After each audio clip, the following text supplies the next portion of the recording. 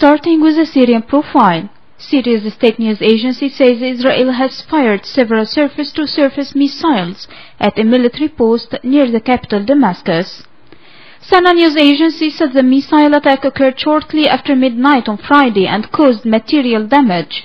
It also said that Syrian air defenses shot down 2 of the Israeli missiles, but it gave no word on casualties. It's worth mentioning that Israel has carried out a number of airstrikes against suspected arms shipments believed to be bound for Lebanon's Hezbollah militant group, which is fighting alongside Syrian government forces. On to Abuja, authorities in northeastern Nigeria say at least 13 people are dead after 2 female suicide bombers attacked a market. Officials said the victims were killed when one of the women detonated her explosives at a food distribution point run by a non-governmental organization. Meanwhile, the other bomber killed only herself, but wounded a number of people.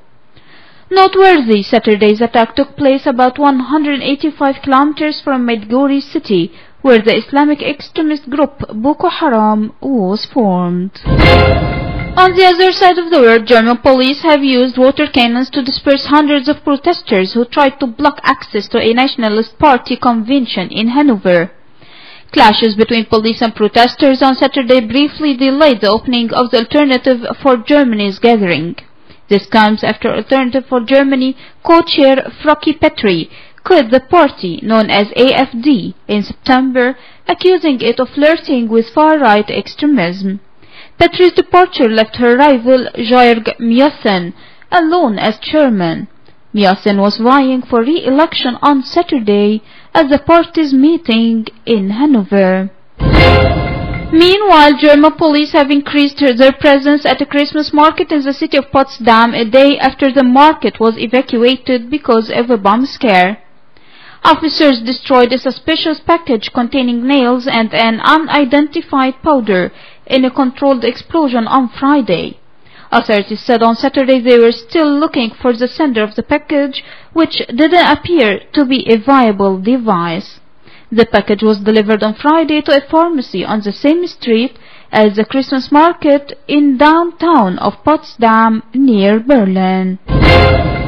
On another side, Honduras announced a curfew and suspended some constitutional rights to allow security forces to contain protests and unrest over a disputed election in which both candidates have declared themselves winner.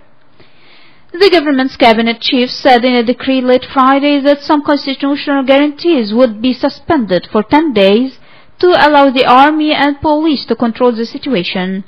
The government declared a curfew from 6 p.m. to 6 a.m. across the country.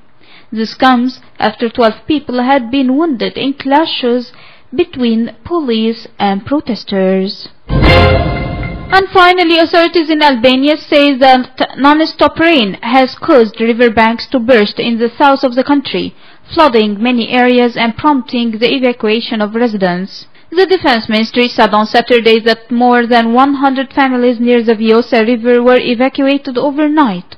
Moreover, thousands of households and agricultural lands were flooded.